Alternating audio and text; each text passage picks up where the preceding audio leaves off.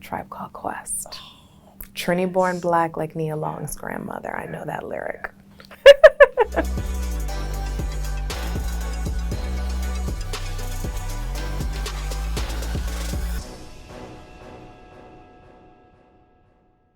Welcome to another Newsweek conversation. We're here in studio with Nia Long. Thank Hi. you so much. I'm so excited to be here with you. Thank you. I looked you up on all kinds of places, but using sort of IMDb as my basis. You've been in 66 projects according to them. Really? 66. I've never counted. Yeah, but That's cool. it's really cool. It's huge. Yeah. I'm going to list a few of them because you've been in some amazing things. Thank you. I appreciate that. TV series first. Yeah? Guiding Light, Fresh Prince, Judging Amy, Third Watch, Empire. Yes. Wow. Yes. They are incredible. Pretty cool. Movies. Boyz in the Hood. Mm-hmm. John Singleton, I know, R.I.P. my brother. I miss him. You must miss him. I do. Were you guys close? We were. He was my beginning, you know. Yeah. He discovered me. He showed me the ropes. He believed in me. He was the first person in a room full of over 25 actresses, and he chose me. So we were all babies making that movie. It's kind of crazy when I think back on it.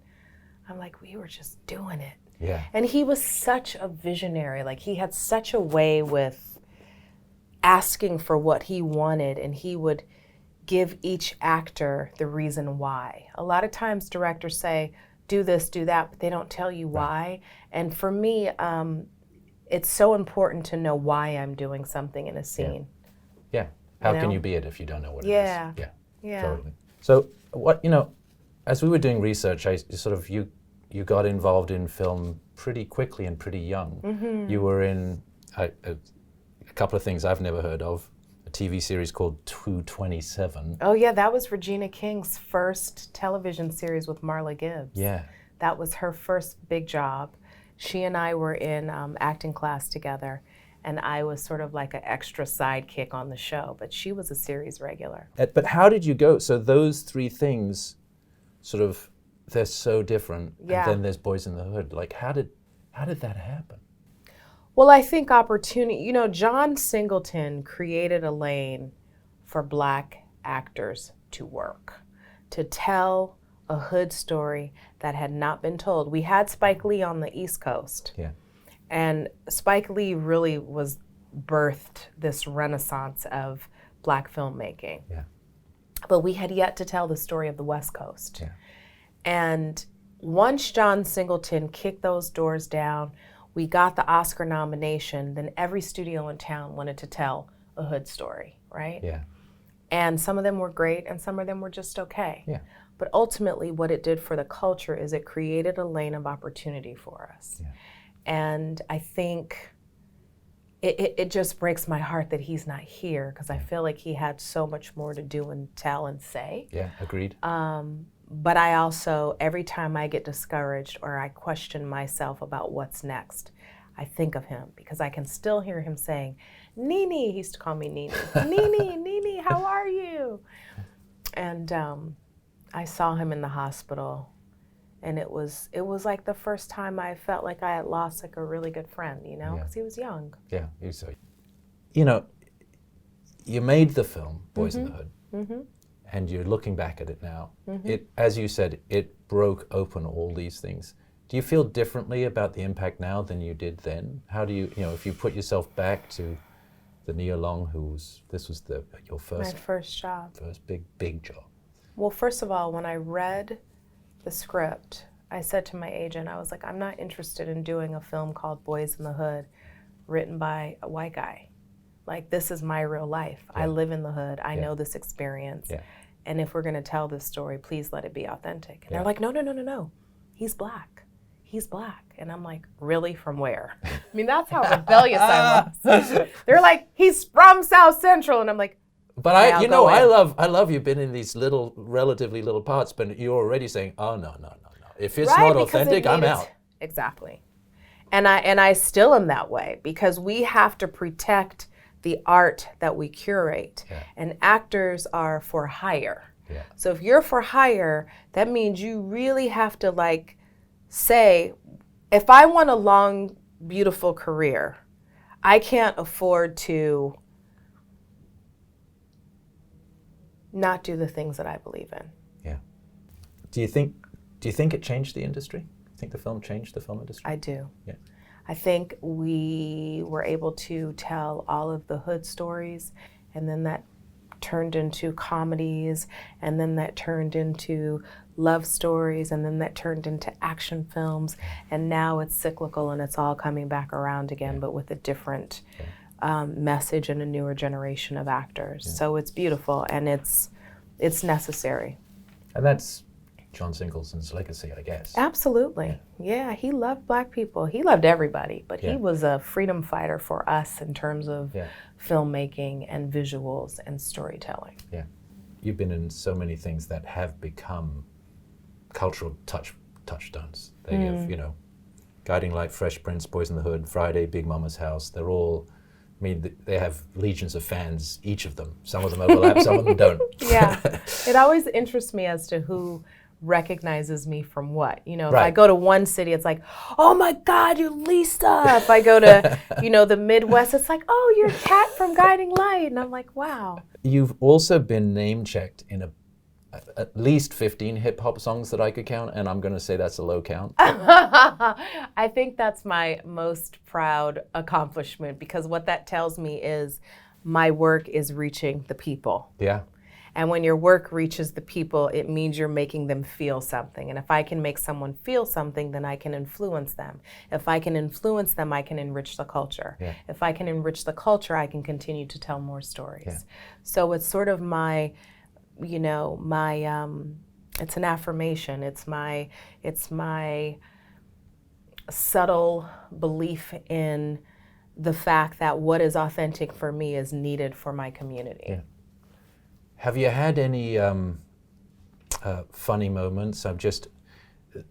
All of these songs, the raps, they're very positive and affirming, but Yeah. I couldn't say the things they say You about can you. say, you No, can. I can't. You No. just, let's try it. No. Just go. No. Just go, no, wait, go. Nia Long in a cherry thong, but do it with your accent, like, Nia Long in a cherry thong. but you gotta put a little oomph on it, stank on it. Nia Long in a cherry thong. Yes! Okay. Yes! He did it! I think I'm blushing. That was so good, though.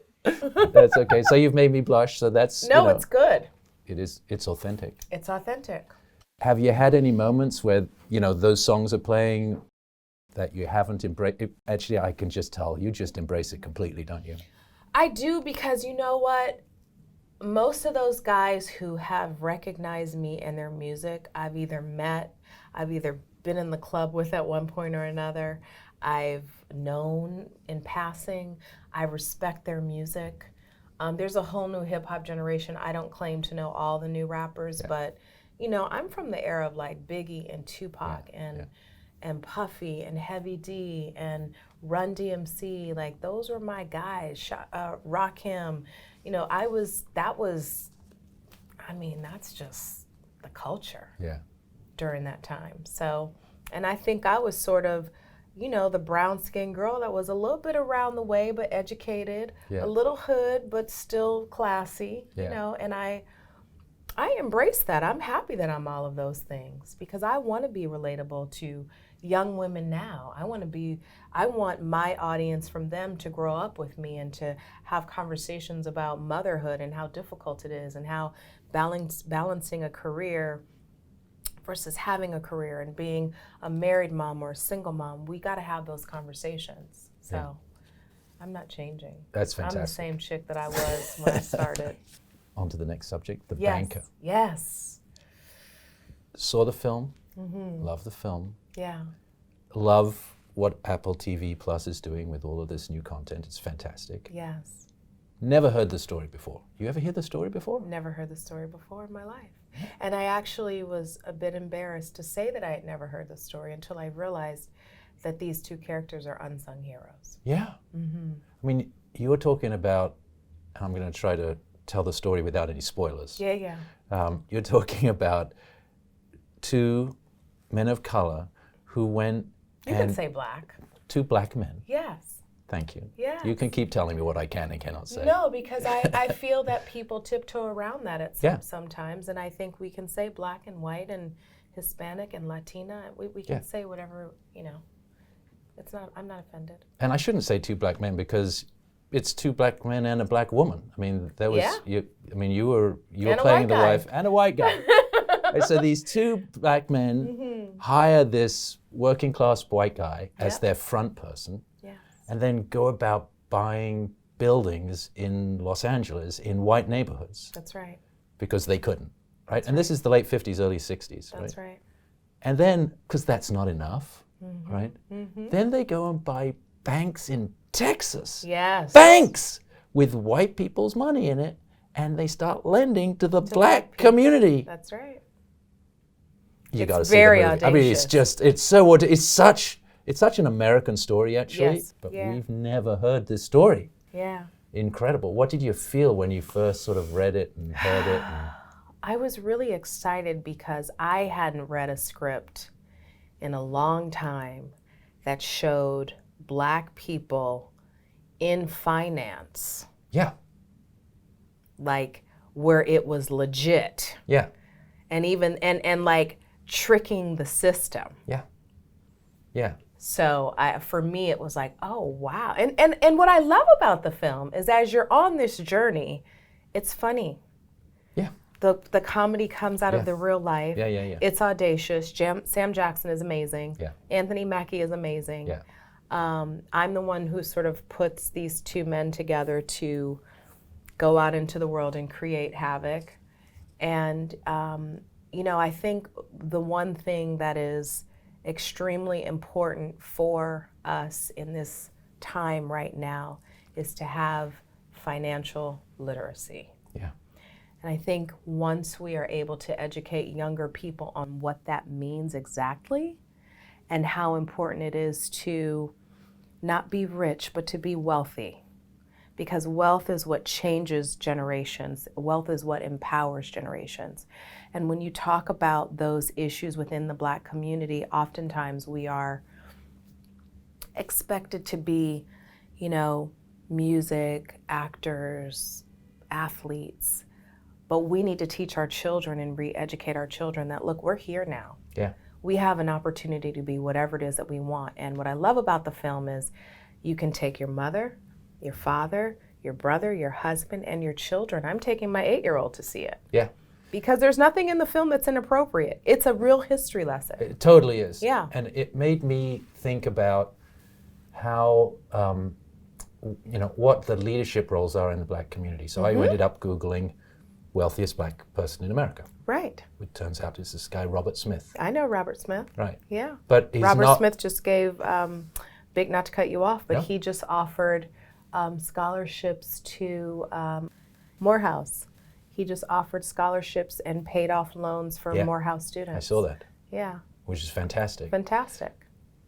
But he's less well sung than some of the people who are in the arts. Like he's Right. just not as, you know, we Right. celebrate, I don't know, Jeff Bezos or Bill Gates more than we celebrate Robert Smith. Because it's not, I don't know that it's expected for a Black man to make that much money in Yeah. banking. Yeah, So the more he does, the more of an example he sets for the next generation of mathematicians, Yeah.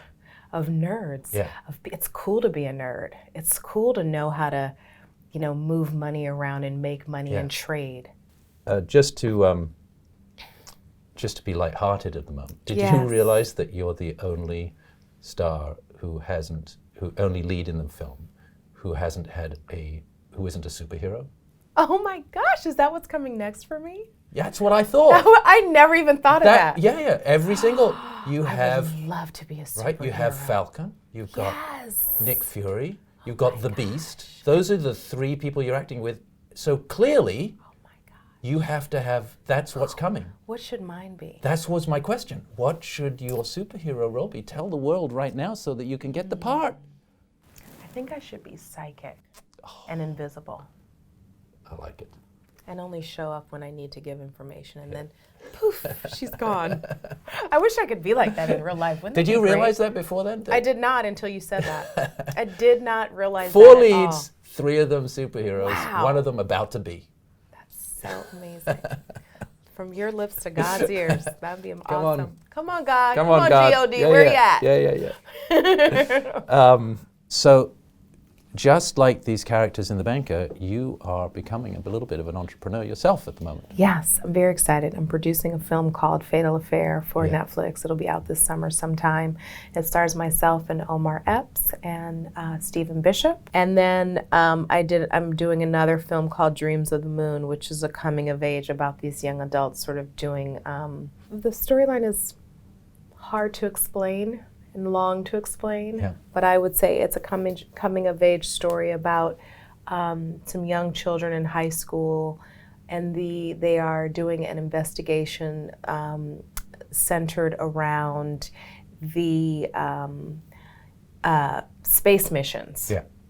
I got to get my pitch together on this. I didn't expect you to ask me about that. I just released the thing last week. Don't worry about it. Because what I'm interested in is, did you, in order to get jobs like that, a lot of things got to go right. Now, you're Nia Long, so maybe you can just click your finger. No, I cannot click my fingers on any. The only thing that responds to that are my kids right now. Oh, nice. That's well for me. Did you leverage the fact that you're going to act in it to get the producing job, or how did that, how did you? With Dreams of the Moon, yes. With Fatal Affair, they came to me first as an actor, and I said, well, if you want me to come on board, I'd like to produce because I see some things that could be improved in the story. Yeah. And so for me, it was really about having a voice in the process and not being, now it's so different from when I started. When I started, women were not being brought on as producers. It was like you're either an actor or you're a producer. Now we can do all the things. And so I thought, well, shoot, if everyone else is doing it, all they can say no to me. If I don't ask, I'm never going to get the answer. You think you'll produce some things you're not in? Oh, yeah. Yeah. Eventually, So this is the beginning of This another is the whole beginning. chapter. Absolutely. Nice. I got to keep it going. There's a moment in the film, I'm not going to say what happened, but this was the choice. Yeah. Where your husband in the film, Bernard Garrett, he has a choice of being a revolutionary and go to jail, or towing the line and keeping all of his wealth. And if he goes to jail, he's going to lose everything. Those are his 2 choices. If it was you, not your character, but you. Nia Long. Nia Long, you've done all this. You're there in front. Which one would you do? Would you lose everything to go make a point? Which, by the way, the point until this movie came out was forgotten. For sure. Right? I mean, for sure. We're both relatively educated. We never heard of it. And if you go look for him, there's not a lot of noise out there. Even though it hit the headlines at the time, but the ripples down time didn't make that much difference. Which would you do? It's such an easy answer for me because I'm always okay with doing what's right as opposed to doing what's popular. Right. I think there's a longer road to success when you do that. Yeah. But I think success is sweeter when you know that you've stood for what you stand for, and your truth is your truth. Yeah. Unapologetically. Yeah. So I would definitely be in jail. You heard it I'd here. be in jail and I'd be like raising my fist and I'd be reading and talking and educating people and standing for something, because at the end of the day, if we stand for nothing, we fall for everything, right? Yeah. And I think every time I'm in a position to have to make a choice, I always say, what is my truth? And that sort of is my measure on how I handle my life. Thank you very much, Nia. Thank you. This That was was great. lovely. The Banker is just such a powerful story that Thank you. we haven't heard before. I think it really meaningful and just great having a conversation with you. Thank you Thank you so much. Thank you. Thank you.